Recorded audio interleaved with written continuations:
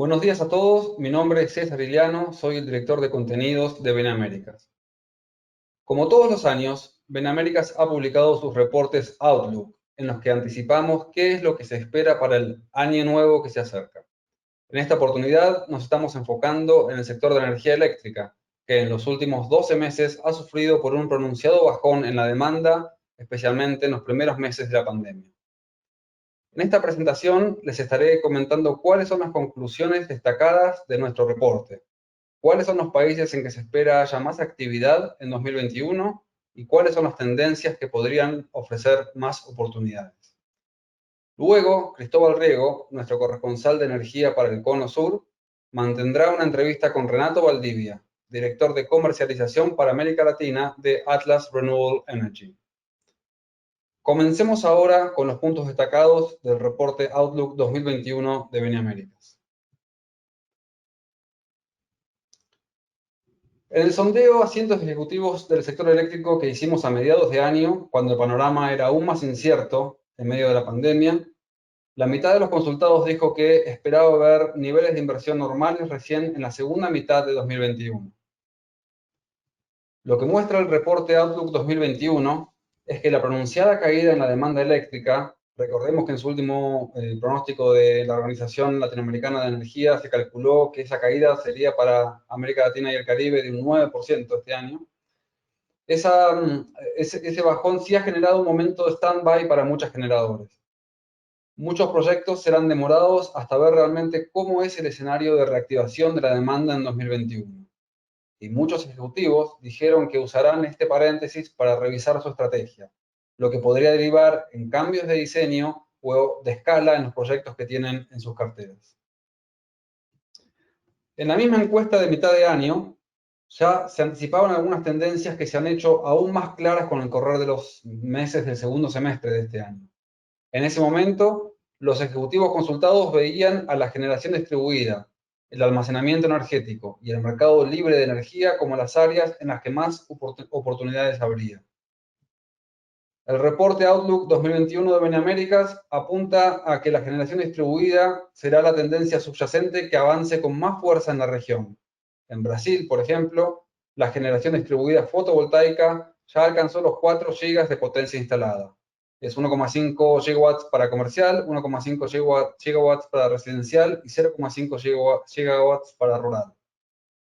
En este segmento rural es donde se espera un avance aún más importante, según nuestro reporte, dado que la generación distribuida en zonas aisladas puede ser ahora económicamente autosustentable, sin necesidad de subsidios, gracias a la caída en el precio de los equipos, por lo que surge como un nuevo modelo de negocios. La encuesta de mediados de año también mostró que Chile, Colombia y Brasil son los países que ofrecen el mejor clima de inversión para el sector eléctrico. Un reporte sobre el avance de energía solar en la pandemia, publicado en noviembre por Benaméricas, que analizó el movimiento de la cartera en los últimos 12 meses, también mostró que fue en Brasil y Colombia donde más creció en porcentaje la capacidad fotovoltaica futura. Y en nuestro reporte Outlook, lo que aparece como tendencia es que Brasil será el país con mayor dinamismo en 2021, dado que la inercia que ya trae de estos meses se sumarán nuevas subastas eléctricas, la esperada privatización de Eletrobras y la apertura del sector gasífero. La contracara es México. Para 2021, los ejecutivos siguen esperando un año de concentración de negocios en las empresas estatales y también que el país siga alejándose de las renovables. La CFE, por ejemplo, prepara la licitación de 8 termoeléctricas a gas, mientras sigue creciendo la disputa legal entre el gobierno y las desarrolladoras por los proyectos renovables. Un reciente reporte de Benaméricas mostró que el pipeline de proyectos solares en México se redujo en capacidad en un 22% en los últimos 12 meses. Finalmente, se espera que en la regulación comience a moverse para hacer espacio a las nuevas formas de comercialización, a la generación distribuida, al almacenamiento de energía y a permitir que siga creciendo la participación de las renovables en la matriz. Esas fueron las principales conclusiones de nuestro reporte, que ya está disponible para los clientes de Benaméricas. Si están viendo la grabación de este video a través de YouTube, pueden hacer clic en el enlace de la descripción y recibirán un resumen ejecutivo del reporte Outlook. También invitamos a quienes deseen conocer más de nuestro contenido a ingresar a www.benamericas.com. Los dejo ahora con Cristóbal Rigo. Muchas gracias, César, por la presentación. Ahora pasamos a la siguiente etapa, donde vamos a conversar con Renato Valdivia, el director de comercialización para América Latina de Atlas Renewable Energy. ¿Cómo estás, Renato? Muchas gracias por estar con nosotros. Hola, muy bien, muchas gracias y muchas gracias por la invitación para participar de estas cápsulas. Muy interesante. Perfecto. Entonces, Renato, parto con la primera pregunta. Nos interesa el tema de la demanda, lo que ha pasado con la demanda y cómo eso, de la demanda de energía y cómo eso va a afectar en los próximos años y sobre todo el próximo año. En muchos países de la región de América Latina hemos visto una caída, en algunos casos muy significativa y en otros casos menos significativa, pero igual importante, o al menos un estancamiento del crecimiento de la demanda comparado con los años anteriores. ¿Crees tú que esto va a tener un efecto el próximo año y los próximos años en términos de las inversiones, en el sentido de que se va a necesitar menos capacidad adicional, como van a cambiar las previsiones de demanda para los próximos años, o crees más bien que va a haber una recuperación muy veloz o etcétera? Bueno, es una buena pregunta y en relación a eso, lo primero es, o sea, como primero destacar que estamos viviendo algo, un evento muy desafortunado que creo que todos los que estamos vivos es primera vez que vivimos algo de esa magnitud. Es tremendamente lamentable por todas las dimensiones que afecta personalmente, la mortalidad, los países, el tema de la sociabilidad y es un tema al cual estamos muy sensibles. Después, más allá de eso, tratar de sacar conclusiones de lo que está pasando. Creo que con eso lo prudente es decir, lo que creemos o lo que creo que las lecturas que podemos sacar con la información que tenemos hasta esta altura, sin que sea un juicio experto de evidentemente de haber pasado varias pandemias, entender los efectos que tiene esto, ¿no? Entonces, con esa introducción, creo que un primer tema que podemos observar que la demanda eléctrica ha tenido un comportamiento que se ha visto afectado fundamentalmente por dos cambios que ha producido todo este fenómeno, ¿no? Uno son derechamente los lockdowns o restricciones de diferentes medidas a la actividad económica, movilización, que ha cambiado los patrones de la gente que va a la oficina o no, de los transportes, del uso de medios de transporte masivos que usan electricidad, como pueden ser los sistemas de metro de las diferentes ciudades, fábricas que han tenido que parar porque no son actividades esenciales, todo ese tipo de temas, y eso ha generado una bajada inmediata y abrupta de la demanda que hemos observado en muchos países, ¿no? Entonces, es un fenómeno que ha sido inmediato, muy brutal, pero por otro lado, que debería ser rápidamente recuperable en la medida de que veamos que los países se retomen la actividad normal. Una cosa que hemos aprendido también es que en esto al parecer no va a haber una sola ola, ¿no? Sino que estamos viendo varias olas, puede haber en eso una estacionalidad según si estamos en el hemisferio sur y norte, de cuando viene el frío y suben las enfermedades, la gente se encierra más y, por ejemplo, en Europa estamos viendo que están volviendo las medidas de lockdown después de haber reabierto su economía. Entonces, proyectar lo que va a pasar el próximo año en relación a eso, creo que un primer tema es entender qué va a pasar con la vacuna y cómo se van a poder comportar las segundas o terceras olas para ver si hay lockdowns o no. Pero eso es un tema que se debería recuperar. Entonces, hay que ver qué pasa con eso y son efectos principalmente puntuales que duren mientras ocurre eso. Después hay un segundo fenómeno, evidentemente que esto genera mucho dolor y daño económico que de una segunda derivada que no va a ser inmediatamente recuperable. O sea, en todos estos meses de encierro hay un montón de negocios que han sufrido mucho y no se van a recuperar porque muchos de ellos quiebran y no están en condiciones de volver una vez que se liberan las restricciones, ¿no? O sea, muchos restaurantes, negocios que han tenido que cerrar y no van a volver. La industria del turismo, hay que ver hoteles que están sufriendo, qué va a pasar con eso. y un crecimiento en general, ¿no? Entonces ahí hay una segunda derivada de entender cómo se comporta la actividad económica en general cuando vaya pasando, porque no es una cosa abrupta, cuando vaya pasando la pandemia y vuelva alguna medida digamos, de normalidad, qué tan rápido se van recuperando las economías. Ahí lo que uno probablemente vea es que van a haber en general países cuyo Producto Interno Bruto se va a ver contraído en alguna medida por todo lo que ha ocurrido este año y en parte de lo que podemos ver el próximo año. Y entonces se va a partir de una base un poco más pequeña de producto y de demanda eléctrica tal vez, pero que pueda venir acompañada con tasas de crecimiento más rápido. Entonces, ¿qué nos lleva esto en resumen? Un gran cambio estructural de la demanda eléctrica. Pienso yo que no es algo que deberíamos observar. Algún nivel de caída respecto al punto base pre-pandemia sí se va a ver y probablemente acompañados a su vez con tasas de crecimiento un poco más rápidas, que es lo habitual cuando uno ve post-crisis, cuando las economías se recuperan y crecen a tasas más grandes versus de cuando venían, digamos, en velocidad crucero.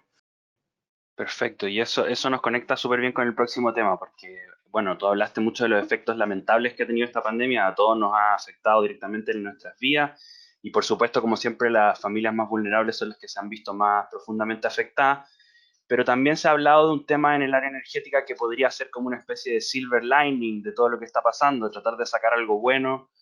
Y en esto hemos visto que si bien el área eléctrica se ha visto afectada, como por todo lo que estamos hablando, se ha visto muy profundamente afectada el área del petróleo y gas.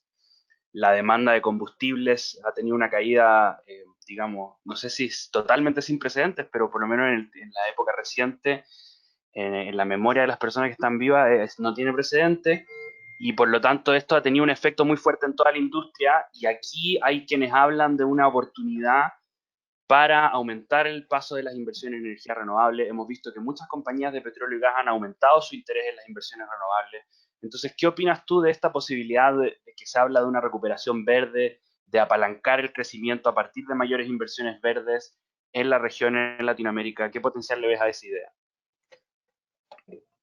Creo que es una pregunta muy interesante y creo que es una oportunidad muy única y fundamental que se nos presenta de poder aprovechar esto para, de alguna manera, relanzar las economías con un propósito social que sirva a las futuras generaciones, ¿no? Porque también eso es algo que se ve muchas veces, después de crisis muy fuertes, se ve mucho estímulo fiscal donde los gobiernos centrales buscan a través de diferentes programas relanzar la economía y muchas veces la infraestructura juega un rol muy importante en eso, ¿no? Porque es una palanca bastante directa donde los gobiernos pueden llamar a licitaciones de carreteras, de infraestructura, puertos, incluso ahora se está viendo 5G en algunos casos, para con esas inversiones que lanzan y que batían terceros, genera empleo, genera construcción, genera crecimiento económico, genera, en fin, el que se pueda lanzar el carro del desarrollo y el crecimiento, que es fundamental para que puedan tener recursos y también con eso canalizar a los programas sociales y de recuperación que van a requerir los países después de este año que hemos vivido, ¿no? Entonces, ahí hemos visto, por ejemplo, Europa es un buen ejemplo donde han aprovechado esto para lanzar muy fuertemente un programa de economía verde, que no se limita a las energías renovables, sino que un programa integral donde va acompañado de energías renovables, sistemas de transmisión que acompañen eso, incluso inversión en baterías, pero más allá de eso, la economía del hidrógeno, el hidrógeno verde, que se denomina el hidrógeno sintético que se produce utilizando como fuente de energía las energías renovables, lo que puede llevar eso es sustitución de gas, digamos, de otras fuentes para bajar la emisión de toda la economía, limpiar el transporte, movilidad eléctrica, todo eso, ¿no?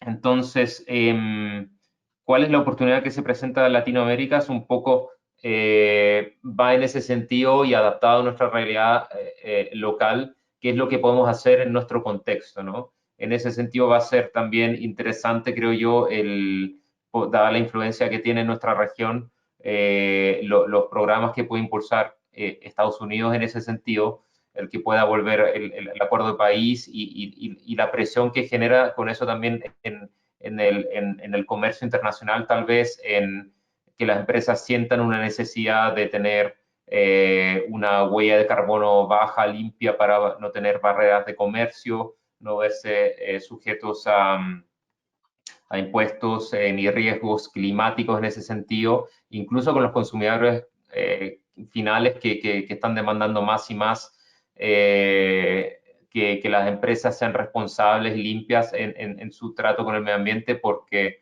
es un valor que ya lo ven fundamental en la posición que toman las empresas, ¿no?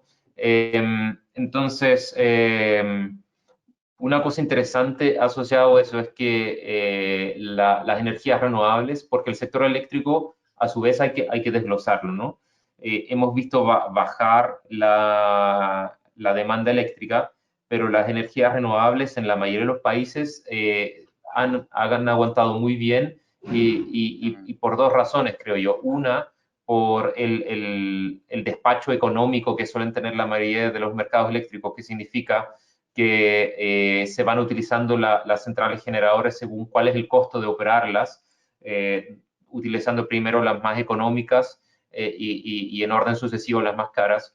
Y la particularidad de las energías renovables es que tú haces la inversión ex ante, o sea, cuando tú construyes una planta solar, una planta eólica, la inversión la hiciste en el año cero para poder tener un proyecto solar, un proyecto eólico que va a operar 30 o 40 años, y luego operarlo, no usas combustibles, tienes unos mínimos costos de operación y mantenimiento, entonces entra de base en el despacho, por lo que han seguido operando prácticamente sin cambio y quienes han tenido que bajar el aporte de la inyección han sido justamente las plantas contaminantes que queman combustibles fósiles, los ciclos combinados que usan gas, o las carboneras, o incluso los pickers que queman petróleo, ¿no? Entonces, ese es un componente.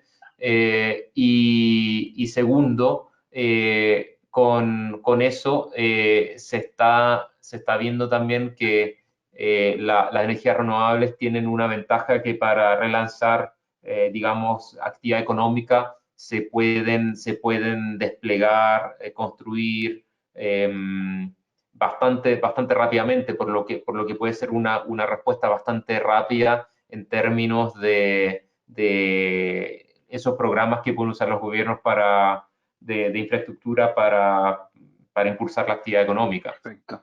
Mira, hoy en día Latinoamérica se encuentra en un lugar interesante. Hay países que están en medio de lo que yo llamaría una explosión de energías renovables. Significativamente Brasil, Uruguay ya tuvo su explosión.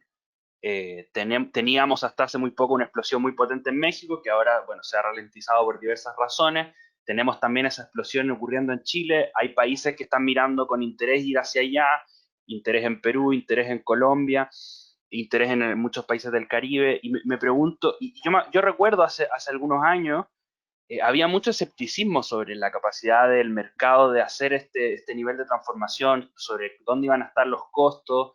Y hoy en día vemos un escepticismo similar, obviamente va variando de país en país, sobre algunas de las tecnologías que todos sabemos que se vienen, pero la pregunta es qué tan rápido se vienen, como el almacenamiento de baterías tanto en generación como en transmisión, como el uso de hidrógeno verde como forma de almacenamiento para transporte de larga distancia, etcétera, como la adopción masiva de la generación distribuida y como la adopción generalizada de la electromovilidad. Yo creo que esos son como cuatro grandes temas que la pregunta ahí es ¿cuándo vienen? ¿Qué tan velozmente vienen? Y dado todo este escepticismo que vemos y dado cómo el mercado nos sorprendió con el tema de las renovables, lo rápido que los costos bajaron, lo rápido que se masificaron, ¿crees tú que el mercado nos va a volver a sorprender en estos 4 puntos? ¿Y cuál de ellos ves tú que tiene una mayor promesa de volverse relevante en el corto y mediano plazo, digamos.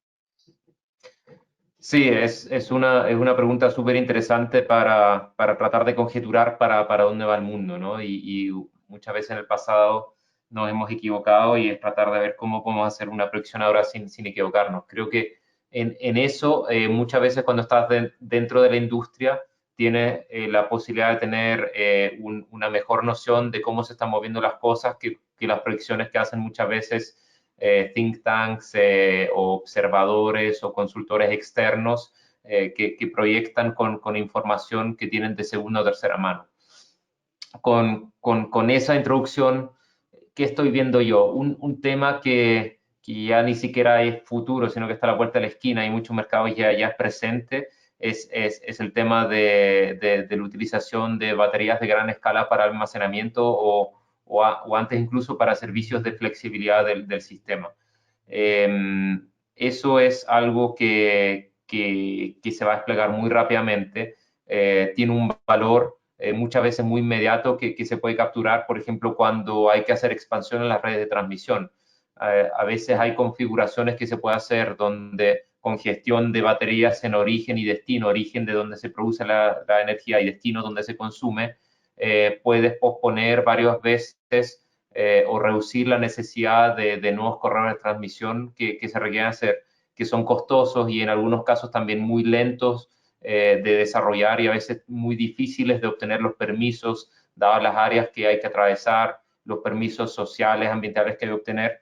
Entonces, muchas veces eso entrega una ganancia inmediata donde esto aporta al sistema como un valor de sistema, de experimento de inversiones de transmisión o de red.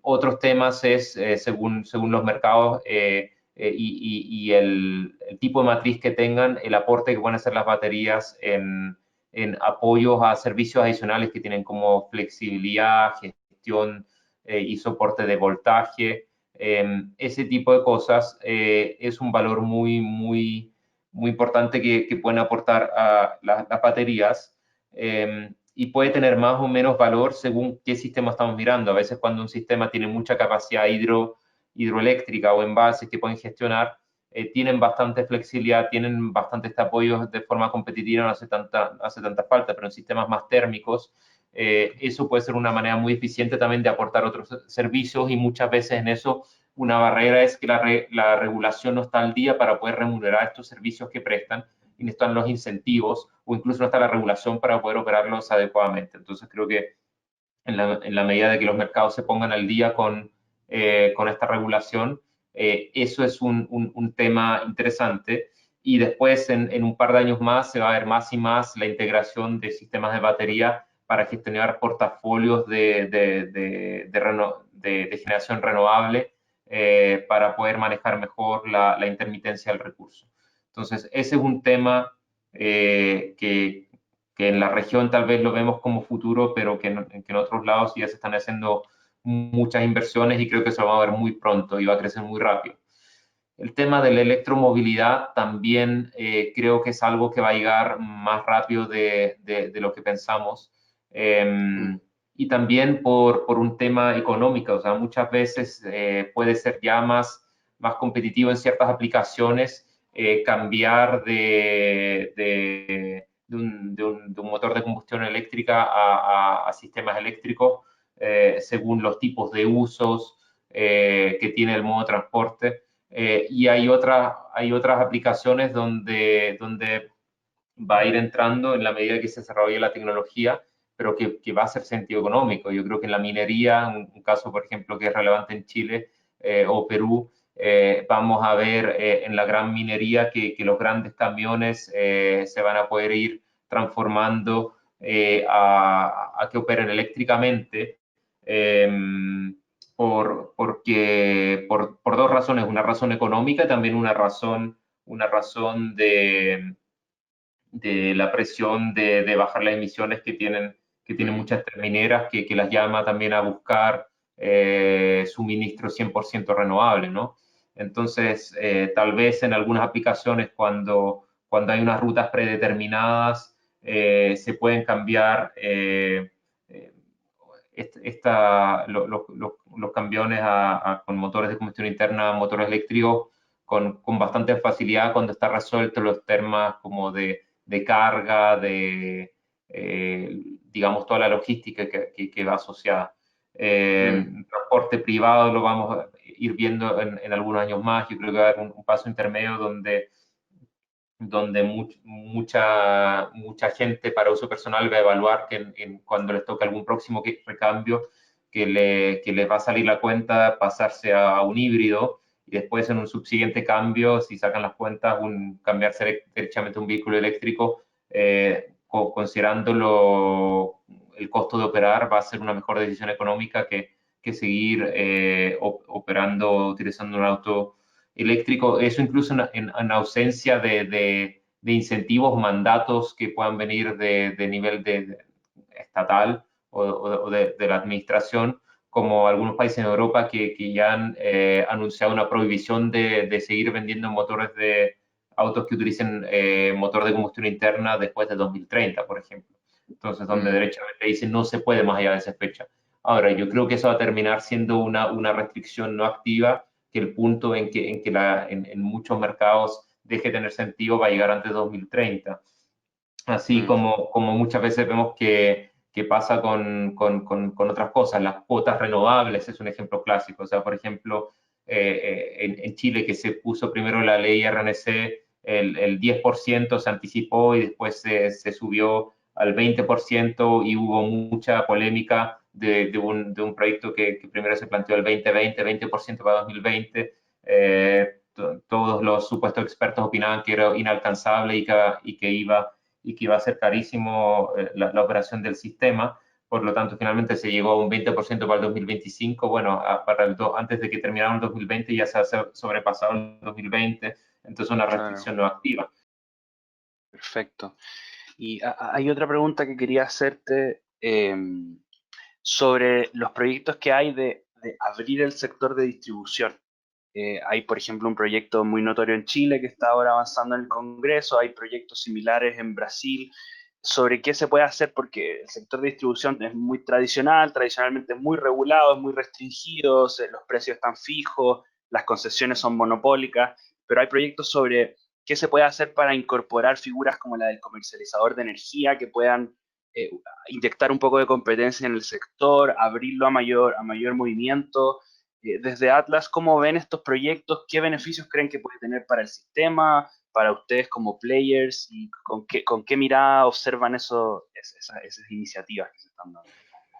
Sí, creo que en general esas son iniciativas muy interesantes que van en el sentido correcto de crear más competencia y darle más opción al consumidor final, ¿no? Muchas veces se plantea como que fuera algo súper novedoso, pero si tú piensas qué significa realmente eso, es casi lo mismo o esencialmente lo mismo que se creó, por ejemplo, con el multicarrier en telefonía, que lleva, no sé si 2 o 3 décadas que se implementó, que era básicamente cuál es la idea. Acá hay un monopolio de la telefonía de X empresa que tiene todo el cableado en X ciudad, y por lo tanto cada persona en su casa o en su empresa tiene solo una empresa que le puede ofrecer los servicios de telefonía. Y entonces hay una ley que básicamente separó, digamos, la operación de la infraestructura, o sea, los cables básicamente, del servicio en sí, y mandató que la empresa recibiera un ingreso regulado por la operación de esos cables, y que tuviera que dar acceso abierto y no discriminatorio, o sea, que no pudiera cobrar más a una empresa a otra, o no pudiera tener condiciones preferentes ella misma, para que cualquier empresa pudiera utilizar esa capacidad de red y ofrecer servicios de telefonía, internet, TV cable, a cualquiera, y por eso hoy en día uno puede optar por cuál es su proveedor. Entonces, en distribución es esencialmente lo mismo, o sea, décadas más tarde, pero es llegar a la misma realización y plantearlo como algo súper novedoso, pero básicamente decir, no porque X empresa que tiene la concesión para la distribución eléctrica en determinada ciudad, porque ellos operan los cables, tienen que ser los únicos que puedan comercializar los servicios de electricidad. y el abrir eso, que tengan un ingreso regulado por la operación, digamos, de la infraestructura, y que se abra la competencia, la comercialización, va a generar competencia y también va a permitir una cosa muy importante que hoy no tienen los clientes, es poder optar qué prefieres. O sea, así tú como cliente, por ejemplo, vas a poder decir, yo quiero solo energía renovable, voy a contratar con quien me ofrezca energía renovable. Una misma empresa puede ofrecer planes de energía que son renovables o que no son renovables. O van a poder ofrecer incentivos de decir, te ofrezco una tarifa más barata durante el día porque puedo comprar, te puedo suministrar con energía solar, que es la más barata del sistema, y tú puedes con los implementos que hoy en día es cada vez más fácil programar los aparatos más intensivos en uso de electricidad para que consuman en horas de electricidad más barata. Entonces, ese tipo de cosas se hacen más baratas con eso. Entonces, creo que eso es algo que va en el sentido adecuado. Creo que va a permitir innovación, va a generar creatividad en modelos de negocio, va en el sentido correcto. Perfecto, perfecto. Y para ir cerrando, la última pregunta tiene que ver, bueno, con Atlas y con lo que se viene. Yo creo que para todos esta época de obligarse a parar la actividad, obligarse a ir más lento, ha significado en un nivel individual y también en un nivel social un momento de reflexión obligada, quizás reconectarse con antiguos hobbies, reconectarse con uno mismo de alguna manera. Y yo pienso que en las compañías también está pasando un poco lo mismo. Entonces me pregunto en Atlas, que este tiempo que han tenido lo han utilizado para pensar en el futuro y qué ven el próximo año, los próximos 5 años, dónde se están viendo ahora que quizás no veían a fines del 2019. ¿Qué ha cambiado desde esa época hasta fines del 2020? En Atlas creo que hay varias cosas que se nos han abierto los ojos tal vez con la pandemia, y en varios sentidos. O sea, uno tal vez el trabajar desde casa, home office, digamos, es una opción real, funciona. Yo en lo personal sigo pensando que un esquema mixto es mejor, porque hay un valor de verse, de estar juntos en una misma sala, de tener un pizarrón, de hacer una lluvia de ideas, que es muy difícil de hacer cada uno desde su casa. Mm. Pero por otro lado, el modelo donde estamos todos en un mismo horario, en una oficina, 40 horas a la semana, no tiene por qué ser, puede ser mucho más flexible. Entonces creo que eso es un tema que creo que nosotros y muchas empresas han visto que hay algo que hacer, y probablemente post pandemia repensemos cuál es el modelo adecuado, o qué flexibilidad se puede dar, porque no hay solo una manera de trabajar, hacer las cosas. Otra cosa, creo que también los viajes, ¿no? Creo que también nos hemos dado cuenta que, o sea, limitando o a veces imposibilitando la posibilidad de hacer viajes, nos hemos obligado a hacer negocios a la distancia, por Zoom, por una cámara. Mm. Y eso también, hay casos donde se hace muy difícil. O sea, hay casos donde realmente el cara a cara, donde realmente el sentarse, el estar en un mismo espacio es muy importante, y se hace muy difícil sin esa posibilidad de moverse, desarrollar cierto tipo de actividades, sobre todo a veces cuando tenemos proyectos de responsabilidad social, participación con las comunidades donde nos estamos insertando, donde tenemos proyectos. Eso es muy difícil hacerlo a la distancia, ¿no? Mm. Pero por otro lado también hay un montón de viajes que tal vez se pueden reducir o eliminar usando estas tecnologías de comunicación, por videoconferencias, llamadas. Entonces también hay un espacio para replantearse eso, cuánto viajamos, qué viajamos, cuál es la política en relación a eso, ¿no? Otro tema creo que es importante, esto y también a nosotros particular y en general a la sociedad, es como el valor de la resiliencia, ¿no? O sea, cuando se presenta algo como lo que hemos vivido este año, y ver sectores económicos, empresas, o sea, y hasta el nivel personal, quién ha sufrido mucho, quién ha aguantado mejor, o sea, quién tiene más resiliencia, más flexibilidad, más capacidad de aguantar estas adversidades. Y creo que eso también es algo que tenemos que analizar bien para pensar en todas las dimensiones que también estamos preparados para aguantar choques futuros como este que puedan venir. Puede ser otra pandemia que yo creo que es algo que no sé si sea la única que nos encontramos en nuestra vida o va a ser algo que va a empezar a ser recurrente cada cierto tiempo o cada ciertas décadas. Pero también pueden ser otro tipo de eventos disruptivos, desde conflictos, ataques cibernéticos, etcétera. Claro, y entender, analizar nuestros negocios, nuestras operaciones y nuestra gente, en el fondo todo, y también nuestros stakeholders, o sea, las comunidades donde participamos, donde estamos insertos, y ver dónde hace falta trabajar para asegurarnos de que eso sea resiliente y aguante bien situaciones de shock, ¿no? Desde un tema muy operacional como asegurar que todo se pueda operar remotamente, que se pueda minimizar los traslados in situ, hasta cosas como que uno pueda pensar, bueno, ¿cuán preparados estamos para aguantar una baja de la demanda?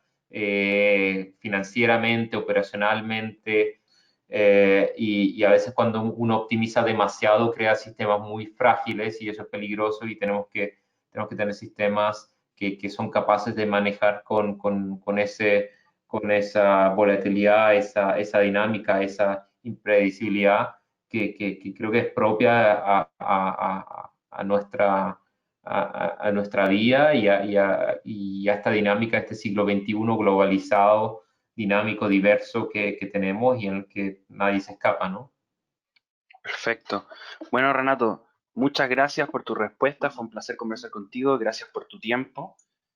Y con eso damos fin a esta presentación. De acuerdo. Muchas gracias. Nuevamente, gracias por la invitación. Fue un gusto. Hasta luego. Muchas gracias, Cristóbal y Renato. Ha sido una entrevista muy interesante. Les recuerdo que si están viendo la grabación de este video a través de YouTube, pueden hacer clic en el enlace de la descripción y recibirán un resumen ejecutivo del reporte Outlook. También invitamos a quienes deseen conocer más de nuestro contenido a ingresar a www.benamericas.com. Muchas gracias a todos.